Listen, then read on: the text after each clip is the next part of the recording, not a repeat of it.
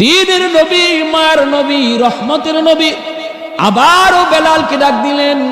বেলাল আবারও নবীর কাছে গেলেন, কিন্তু ওই দিনও বেলাল ভুলে গেলেন নবীজির কাছে যান ঠিকই, জিজ্ঞেস করবেন কে আপনি, কি আপনার পরিচয়। কিন্তু নবীজির কাছে যাওয়া মাত্রই সাথে সাথে মনের কথা ভুলে যায়।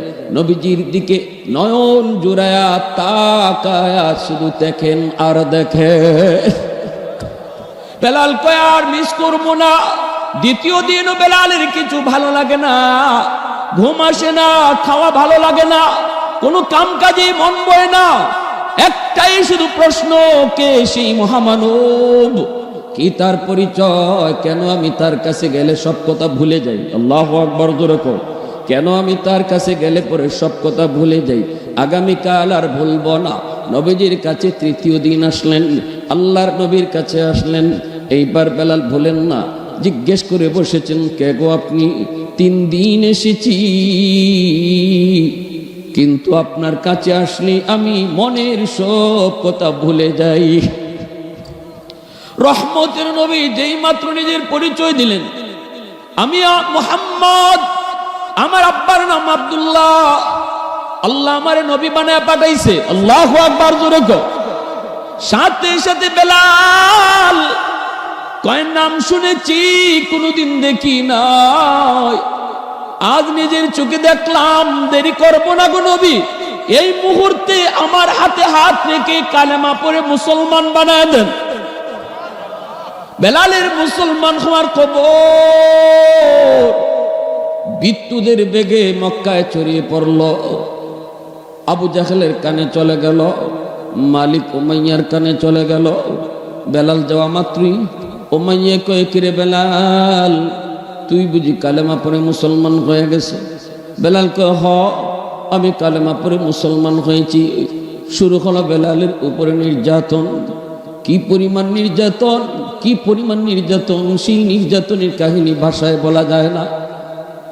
উত্তপ্ত গরমের ভিতরে বেলালকে চিৎ করে শোয়া, বেলালের বুকের উপরে পাথর চাপা দিয়ে রাখা হতো, গোশত খসে খসে মাটিতে পড়ে যেত, রশি লাগায়া বেলালকে টানা হতো, জান যায়, তবুও বেলালের মুখ দিয়া আহাদ আহাদ আহাদ আমার আল্লাহ এক আওয়াজ উচ্চারণ হয়।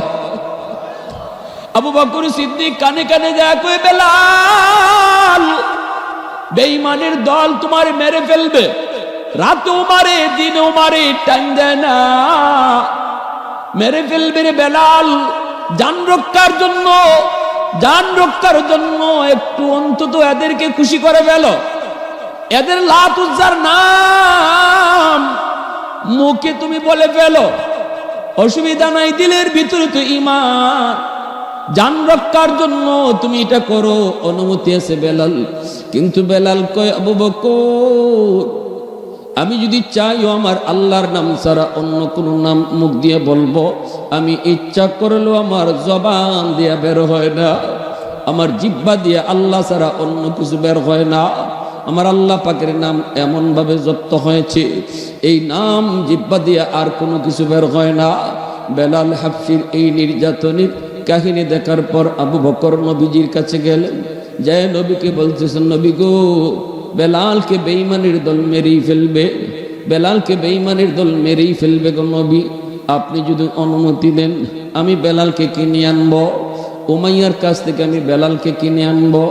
আল্লাহর নবী কয় আবু বকর, বেলালকে তুমি যেই পয়সা দিয়ে কিনতে যাবা, আমি নবীরও কিছু পয়সা মিলাইও, কিয়ামতের ময়দানে আল্লাহ যদি জিগায় আমার বেলাল রে কেডায় কেডায় কিনছো, আমি রসুলও যেন কইতাম পারি। এরে আবু বকর, আমারও কিছু পয়সা মিলাইও। আবু বকর সিদ্দিক পয়সাগুলি নিয়ে উমাইয়ার কাছে চলে আসলেন। আইসে তিনি বলতেছেন, বলেন বেলাল রে বেচবেন নি? উমাইয়া কয় রে বেচিলেন। আমার কোনো কথা শুনে না, এত নির্যাতন, এত কষ্ট, এরপরে খালি মুহাম্মদের খোদার নাম কয়, তোমাকে খোদার নাম কয়, রাখতাম না বেচিলেন। আবু বকর সিদ্দিক কইতে বেচিলাও। উমাইয়া, আবু বকর সিদ্দিক কয়, উমাইয়া কও দাম কত, কও তুমি দাম কত, কও তুমি দাম কত। উমাইয়া কয় দেলাও 10 দিনার। সিদ্দিক কয় নেও 10 দিনার। সাথে সাথে দেওয়া মাত্রই উমাইয়া কই, আবু বকর, আমি ভাবছিলাম তুমি বড় বুদ্ধিমান, আমি তো মনে করছি আমি চাইমু একটা, কিন্তু তুমি আরো কমায়া কইবা। আরে তুমি যদি 1 দিরহামও কইতা আমি বেলালে দিয়া দিতাম, কারণ আমার কাছে ওর কোনো দাম নাই। সিদ্দিক আকবর কই, উমাইয়া, এ উমাইয়া, আমি ঠকি নাই, তুই ঠকছো। আল্লাহু আকবার, জোরে কও। আরে আমি ঠকি নাই, তুই ঠকছো। তুই বেলালকে চিনো না, তুই বেলালকে চিনবি কি কইরা? তুই ছাই, আর বেলাল হলো মানিক, মানিকে মানিক চিনে, রতনে রতন চিনে। তুই যদি বেলালের দাম 100 দিনারও চাইতি, আমি 100 দিনার দিয়ে বেলালে কিনে নিতাম। তুই ঠকছো, আমি ঠকি নাই, আমি ঠকি নাই। এই বইলেই বেলালকে আবু বকর সিদ্দিক তিনি কিনে নিয়ে নবীজির কাছে দিলেন। আল্লাহর নবী, রহমতের নবী, মায়ার নবী বেলালকে পায়া বড় খুশি। নবীজি বেলালকে তিনি কাছে নিলেন। শুধু তা না, আল্লাহর কাছে বেলালের এত নাম, নবীর কাছে বেলালের এত নাম, যেই বেলাল ছিল উমাইয়ার গোলাম, এই বেলাল হয়ে গেলেন নবীর পার্সোনাল সেক্রেটারি, আল্লাহর নবীর পিএস হয়ে গেলেন। এইবার নবীর কাছে দেখা করতে কেউ যেতে হলে বেলালের পারমিশন নিয়ে যেতে হয়। এমনকি যেই আবু বকর বেলালকে কিনে আনলেন, সেই আবু বকরও নবীর সাথে দেখা করতে হলে বেলালের পারমিশন লাগে। আওয়াজ দেখো না সুবহানাল্লাহ, আরো জোরে সুবহানাল্লাহ। सैयद कौनैन तेरी जान सरों को सलाम, यानी गिरदों ने नबूवत के सितारों को सलाम, उन्हें जाजी गाजियों को शहसवारों को सलाम, उन्हें जाजी गाजियों को शहसवारों को सलाम, यानी गिरदों ने नबूवत के सितारों को सलाम, यानी गिरदों ने नबूवत के सितारों को सलाम। आवाज देखो अल्लाहु আকবার। শুধু তাই নয় রে যুবক, একটু দিলটা নরম করে বুঝো, আল্লাহর কাছে কেমনে দামি হয়। চেহারা দিয়ে দামি হওয়া যায় না, বডি ফিটনেস দিয়েও দামি হওয়া যায় না, মেম্বার চেয়ারম্যান হয়েও দামি হওয়া যায় না, টাকাওয়ালা পয়সাওয়ালা হয়েও দামি হওয়া যায় না, লন্ডন আমেরিকায় গেলেও আল্লাহর কাছে দামি হওয়া যায় না। আল্লাহ কয় চেহারার কোনো সুরত যদি নাও থাকে, চেহারা যদি কালো হয়, দিলটা তুমি আলোকিত করো বেলালের মতো, যে দামি হয়ে যাবা। সুবহানাল্লাহ। রহমতের নবী, মায়ার নবী, পার্সোনাল সেক্রেটারি। শুধু তাই না, মায়ার নবী, দয়ার নবী, মদিনার মসজিদের ইমাম, মুয়াজ্জিন হলেন বেলাল হাবশি। সুবহানাল্লাহ। নবী ইমাম আর বেলাল মুয়াজ্জিন, নবীজির মুয়াজ্জিন, আল্লাহর নবীর মুয়াজ্জিন বেলাল, নবীজি হলেন ইমাম। ভাইরা বন্ধুরা, বেলাল হাবশি রাদিয়াল্লাহু তাআলা আনহু, রমজান মাস দেখেন কি পরিমাণ দাম, কি পরিমাণ দামি বানিয়েছে আল্লাহ। আল্লাহ কয় তাকওয়ার কারণে দামি হয়। এই রমজান আইছে তোমারে মুত্তাকি বানাইবার লাগি। বেলাল দামি হয়েছে তাকওয়ার কারণে, তোমারও রমজান আইছে এরকম মুত্তাকি বানাইতো। বেলাল রমজান মাস সেহরির আজান দেলাইবেন, মনে মনে ভাবতেছেন দেখি গিয়ে আমার ইমাম সাহেব খানা খাইয়া সারছেননি। বেলাল মুয়াজ্জিন, নবী হলেন ইমাম। মুয়াজ্জিনের দায়িত্ব শুধু আজান দেওয়া না, মুয়াজ্জিনের আরেকটা দায়িত্ব হলো ইমাম সাহেবের খবর রাখা। ঠিক না? ইমাম সাহেবের খবর রাখা, এটাও মুয়াজ্জিনের একটা দায়িত্ব। ইমাম সাহেব কই আছেন কেউ না জানলো, মুয়াজ্জিনে জানতো। বেলাল আজান দেলাইবেন, সেহরির আজান, সেহরি খাওয়া শেষ, সেহরির টাইম শেষ, ফজরে আজান দেলাইবেন। এই অবস্থায় ফজরে আজান দেওয়ার আগে বেলাল মনে মনে ভাবেন দেখি আমার ইমাম সাহেব খাইয়া সারছেননি। আয়া দেখেন নবীজি এখনো সেহরি খাইতেছেন। নবীজির পাশে একজন মানুষ বসা, কিন্তু বেলাল তারে চিনেন না। বেলাল যেই মাত্র আইসা দেখেন নবী এখনো সেহরি খান, আওয়াজ দিলেন ইয়া রাসূলুল্লাহ, সেহরির টাইম শেষ গো নবী, খানা খায়েন না। আল্লাহ নবী তাকাইলেন, তাকায় বলেন ঠিক আছে বেলাল যাও। তিনি চলে আসলেন। একটু পরে আজান দেলাইবেন, আবার মনে মনে ভাবলেন যে দেখি নবীজি খানা খায়া সারছেননি। আয়েশা দেখেন এখনো নবী সেহরি খাইতেছেন। বেলালকে ফাটাই দিছেন কি করি, কিন্তু ফাটাইয়া নবীজি খাওন আটাইলিছেন তা না, নবী খাওয়ানো। বেলাল আইসা বলে আর রাসূলুল্লাহ, ওগো নবীজি সেহরির টাইম শেষ, ফজর ওয়াক্ত হয়ে গেছে, আর খায়েন না। নবীজি কই ঠিক আছে বেলাল। এই বইলা বেলাল আবার চলে আসলেন। একটু পরে ফাইনাল আযান দেলাইবেন, টাইম একবার ওভার হয়ে গেছে বেলালের ধারণা। আসলেন আবার, আয়া দেখেন নবীজি এখনো খানা খাইতেছেন। আইতেছেন এনে রমজান, সেরি সময় মাইক বাজবো না বাজতো না, 10 মিনিট আছে, 5 মিনিট আছে, সতর্ক মুয়াজ্জিনে করেন না করেন না। তো এইভাবে হযরত বেলালের নবীজির সতর্ক করার করতে করতে করতে করতে গাড়ি মুখ লেগেছি, গাড়ি মুখ বুঝিনি, একবারে শেষ। আর নাক মুখও দম লেগে গেছে, টাইম একদম নাক মুখ আইছে। আইয়াকুল ইন্না লিল্লাহ, ইয়া রাসূলুল্লাহ, ওগো নবীজি খুদার কসম টাইম শেষ। আর কি তা কইতা, আল্লাহর কসম টাইম শেষ।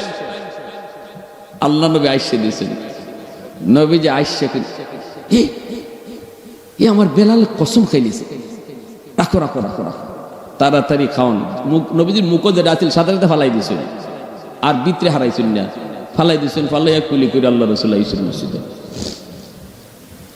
ফজরের নামাজ পড়াইছেন, নামাজ পড়ে নবীজি মিম্বরে, নামাজ পড়ে নবী মিম্বরে, মিম্বরে বসে নবীজি বলেন সাহাবীরা একটু সামনে আগাও, আজকে একটা কাণ্ড ঘটছে।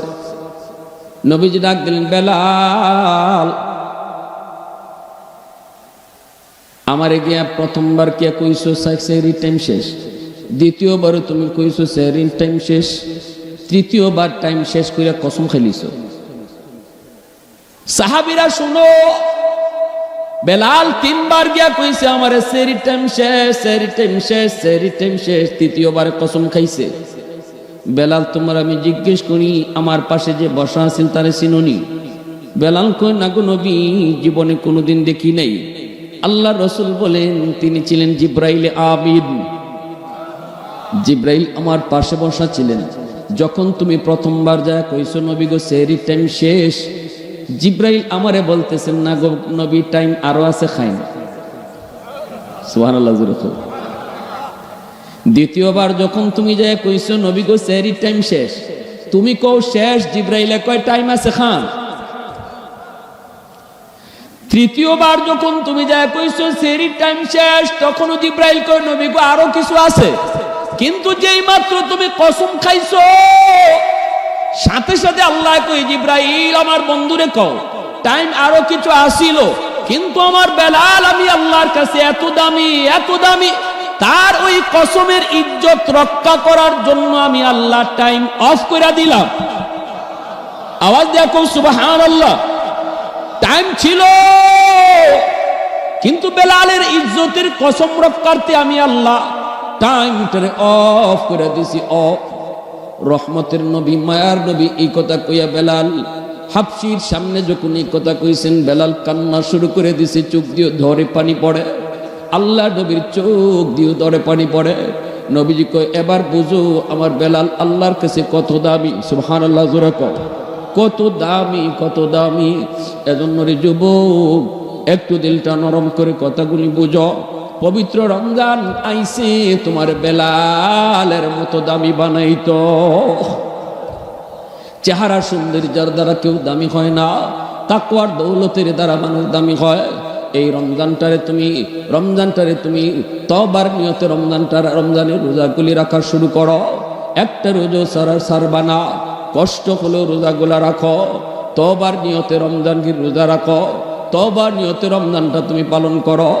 আল্লাহ কই ইল্লা মান তাবা ওয়া আমানা ওয়া আমিলা আমালান সালিহা ফাউলাইকা ইউবাদদিলুল্লাহু সাইয়্যাতিহিম হাসানাত ওয়া কানাল্লাহু গফুরার রহিমা। আল্লাহ পাক যখনই বান্দা এই কথা কই, মালিক জানি না আগামী বছর রমজান হায়াতে ফাইমো কি ফাইমো না। আল্লাহ জীবনে যা গুনাহ করছি গো মালিক, আর কোনো গুনাহ করতাম না। এই রমজান এই রমজান আইসে আমারে গুনাহ থেকে বাঁচাই ট্রেনিং শিখাইতো। রমজান কিন্তু আইসে গুনাহ থেকে কেমনে বাঁচন যায় এটা ট্রেনিং দেওয়ার লাগে, ঠিক কিনা জোরে কও। একটা মাস রমজান আমাদেরকে ট্রেনিং দেয়। যদি তুমি এইভাবে তওবার নিয়তে রোজাটা রাখো, রমজান পালন করো, আল্লাহ পাক কয় জীবনের পিছনের গুনাহ যেই পরিমাণ আসিল এই পরিমাণ গুনারে আমি আল্লাহর নেকি বানায় দিব।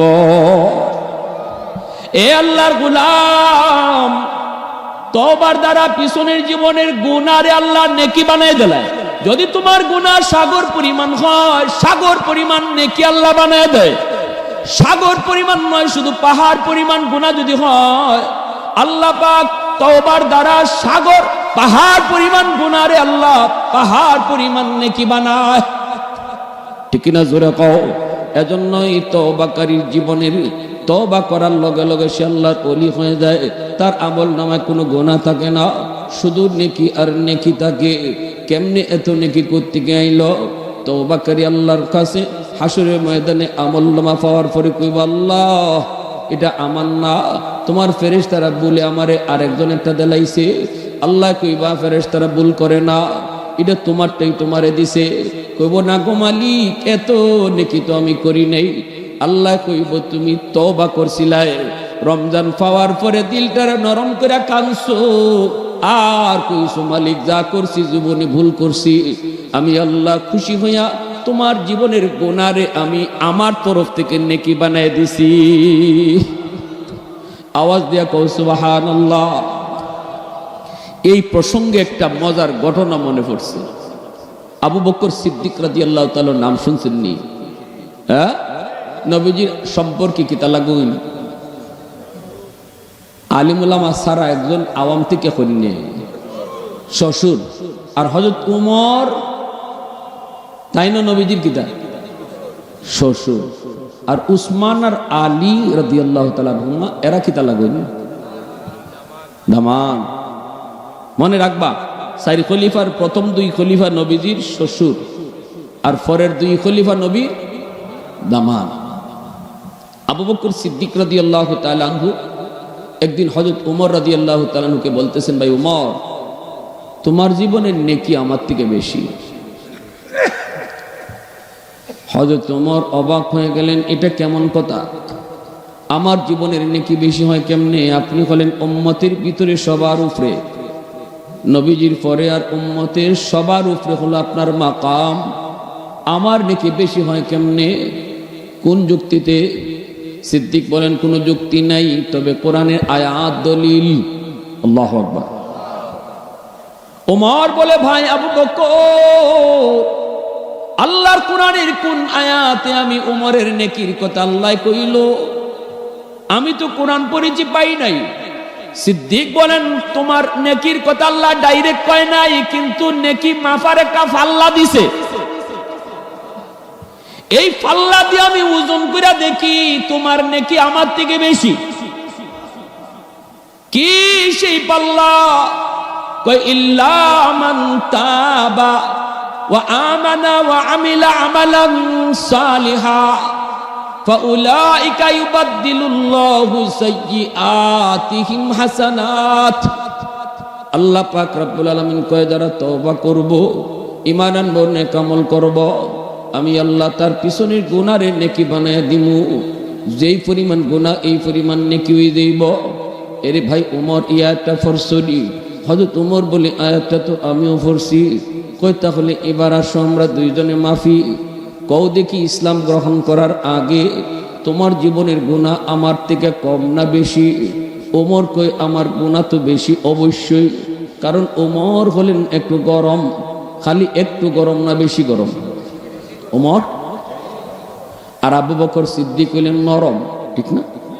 এই হিসাবে হযরত ওমর ওনার দ্বারা বেশি গুনাহ হইছে, এটা উনিও মানছে, আবু বকর সিদ্দিকও মানছেন। এইবার হযরত আবু বকর সিদ্দিক কয়, ওমর এটা তুমি মানছনি, এই ব্যাপারে একমত নি? তোমার গুনাহ বেশি আছিল ইসলাম গ্রহণের আগে? বলে হ, আমার গুনাহ বেশি আছিল। কয় যদি তুমি এই কথায় একমত থাকো, তাহলে ইসলাম গ্রহণ করার পর আল্লাহ পাক তো কয় পিছনের গুনারে আল্লাহ নেকি বানাই দিব। আগে তোমার গুনাহ ছিল বেশি আমার থেকে, এখন ইসলাম গ্রহণ তওবা করার পরে তো তোমার নেকিও হয়ে গেছে আমার থেকে বেশি। এই কথা বলা মাত্রই হযরত ওমর চুপ হয়ে গেলেন, কোনো আওয়াজ নাই। কারণ দলিল কোরআনের আয়াত। আমার আপনার সামনে যখন আল্লাহর কোরআন আর নবীর হাদিস সামনে আসবে, আমার নীতি বাতিল, আমার কোনো কথা নাই। আমার মত ততক্ষণ যতক্ষণ আল্লাহর মত পাই না, রসুলের মত পাই না। যখনই আল্লাহ রসুলের মত পাইলিমু তখন আমার মত বাতিল। আমার মতে মত নয়, নবীর মতে। জোরে কোন নবীর মতে। হযরত ওমর চুপ হয়ে গেলেন। এইবার হযরত ওমর চুপ হয়ে বলতেছেন, ভাই আবু বকর, যদি আমার জীবনের নেকি বেশি হয় তাহলে আসো, আমি আর বেশি কথা বাড়াইতাম না, কইতাম না না না আমার নেকি কম, আপনার নেকি বেশি, তর্কেও যাইতাম না। কারণ আপনি আল্লাহর কোরআনে আয়াত দিয়ে দলিল দিছেন, তাহলে এখন আর কথা বাড়ানোর দরকার নাই। তবে আমি একটা কথা বলবো, যদি আমার জীবনের নেকি বেশি হয়ে যায় তাহলে আসেন আমরা দুইজনে নেকি বদলা বদলি করি। কেন আমি কইতাম যে আমার কম আপনার বেশি? সাহাবাই কেরামের মধ্যে তো আলোচনাই হইতো নেকি লইয়া, আর আমরা আমাদের আলোচনা হয় কার কটা দোকান আছে, কার ফুয়ার লন্ডন গেছে, ঠিক না নি? আমরা আলোচনা আলোচ্য বিষয় তো ইডিয়া। কিন্তু সাহাবাই কেরামের আলোচনা ছিল নেকি লইয়া। আবু বকর সিদ্দিক যেই কইছেন যাও ওমর তোমার নাকি বেশি, আর উমরে কইছেন দলিল কিতা, বলে আল্লাহর কোরআনে আয়াতে হয়। হযরত ওমর কোন তিয়ার কথা বাড়ায় লাভ নাই, আইন দুইজনে নাকি বদলাইলাই, আমার জীবনে নাকি আপনি নেন গা, আর আপনারটা আমারে দিলেন। আবু বকর সিদ্দিক নীরব। হযরত ওমর বলে, ভাই আবু বকর, আমি ওমর আমার জিন্দেগির সব নেকি দিয়া দিমু, লাগলে তুমি স্টাম্পে লেখা নাও নিয়া দিমু, কাগজ দিয়ে আল্লাহর কাছে কইমু, কিন্তু তুমি তোমার জীবনের সব নেকি লাগবে না, শুধু আমারে এক রাইতের নেকি দিবাইনি, এক রাইতের নেকি তুমি দিবাইনি, এক রাইতের নেকি পাইলে আমি ওমর জীবনের নেকি দেলাইমু। এই কথা বলতে আবু বকর সিদ্দিক একদম থ হয়ে গেলেন। বলতেছেন, ভাই ওমর, এটা কোন রাতের নেকি তুমি চাও, কোন রাতের নেকি চাও? হযরত ওমর বলেন, সেই রাতটা হলো আমার মায়ার নবীর সাথে যেই রাতে হিজরত করছো, যেই রাতে আমার রহমতের নবীর সাথে তুমি হিজরত করেছো, যেই রাতের অপেক্ষা দরজার পাশে দাঁড়ায়া দাঁড়ায়া 40টা রাত না ঘুমায়া ঘুমায়া নবীর অপেক্ষা করেছো। রহমতের নবী তোমার দরজার পাশে যে ডাক দিছেন, আস্তে করে ডাক দিছেন, আবু বকর, দুশমন নবীর ঘর ঘেরাও করে ফেলছে, নবীজি ঘর থেকে কেমনে বের হবেন? আলীকে নবীজি চাদরে ঘুম পাড়ায়া নবীজি বের হয়ে গেলেন, সূরা ইয়াসিনে আয়াত পড়ে ফু দিলেন, সবগুলা দুশমনে আল্লাহ অন্ধ বানায় দিল। আর আল্লাহ পাক রব্বুল আলামিন কয়, বন্ধু তুমি আবু বকরের কাছে যাও, আমি আপনি যদি আল্লাহরে জিগাই, মালিক তোমার বন্ধু তো আমানত রাখিয়া গেছে তোমার আলীর কাছে, কিন্তু তুমি তোমার আমানত পাঠাইতেছো কার কাছে?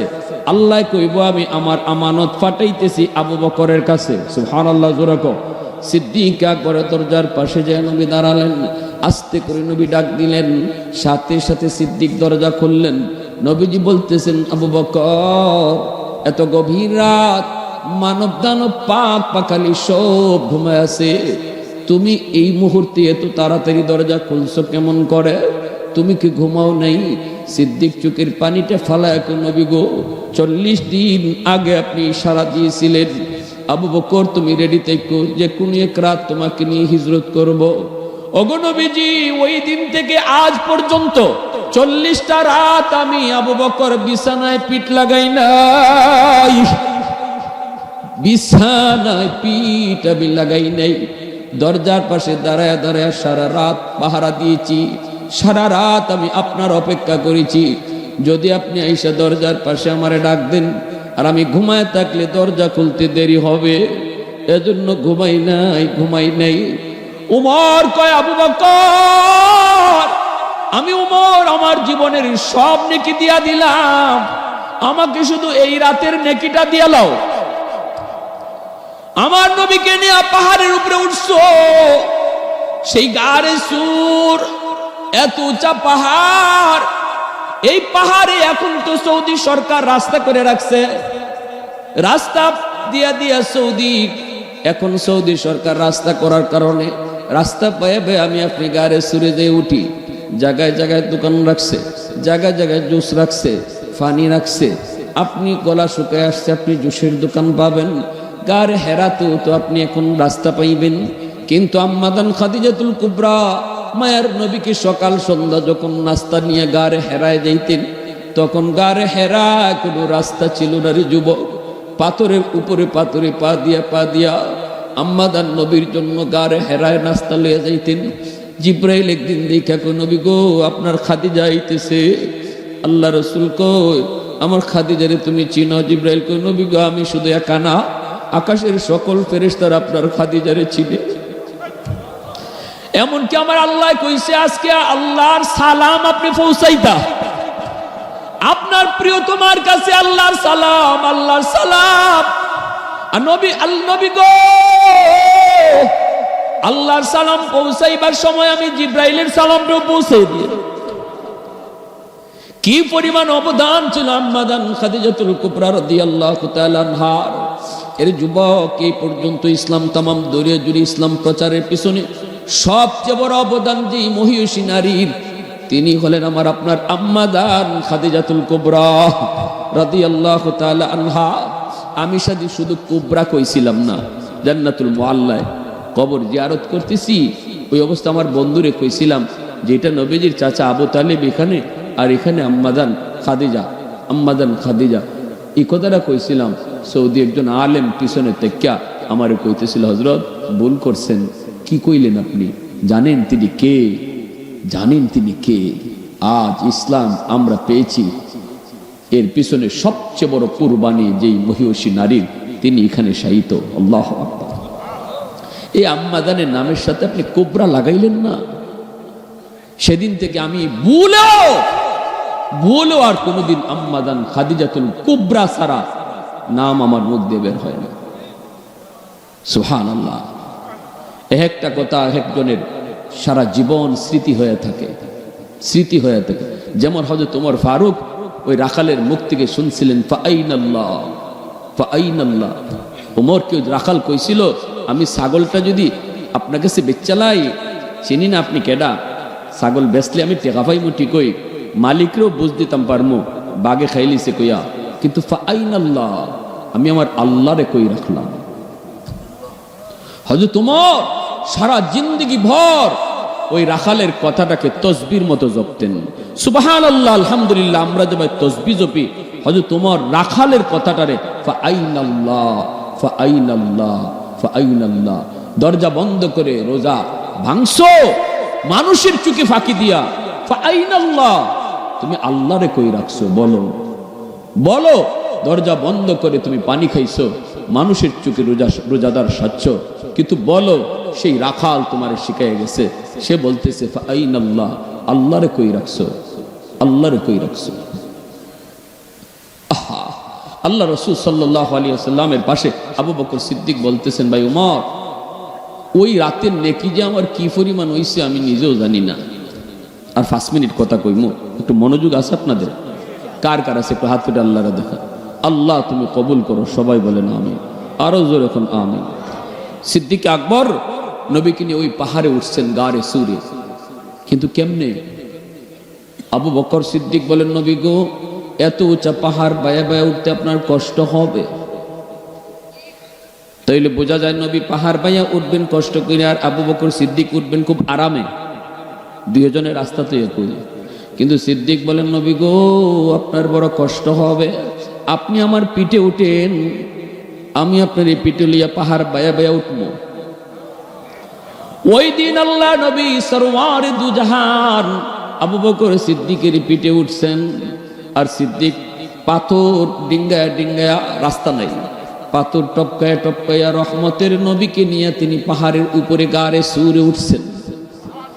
আল্লাহু আকবার। গারে সুর এখানে দেখছেন তো, হাজী সাহেবরা দেখছেন না কি উঁচা? সাহস হয় না।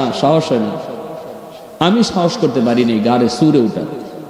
গারে হেরায় যদি একটু সাহস হয়, গারে সুরে আমি যে কবার আল্লাহ নেওয়াইছে আমি সাহসই করতে পারি নাই।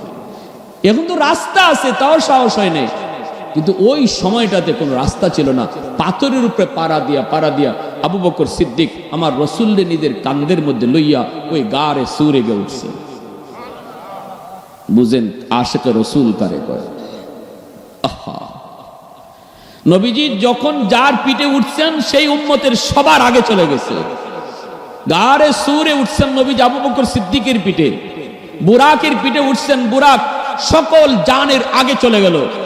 আবু বকর সিদ্দিকের পিঠে নবী উঠছেন হিজরতের রাতে, সিদ্দিক উম্মতের সবার আগে বেড়ে গেছে। গারে সুরে গেলেন, যাই রসুলকে বলতেছেন নবী গো আপনি এখানে একটু দাঁড়ান, ভিতরটা আমি দেখতে আই, কোন হিংস্র জীব জানোয়ার থাকতে পারে, আপনার ক্ষতি হলে উম্মত হালাক হয়ে যাবে, আমার ক্ষতি হলে তেমন ক্ষতি হবে না। রসুলকে এখানে দাঁড় করে আর নিজে আগে ঢুকছেন, ঢুকে সব গাতার মুখ বন্ধ করছেন, ফাগরি সিরা একটা গাতা ফাগরি সিরবার কাপড় আসিল না, নিজের ফাউ দিলাইছেন গাতার মুখ, সাফ থাকলে আমারে খামর দেখ, আমার রসুলের ক্ষতি যেন না হয়।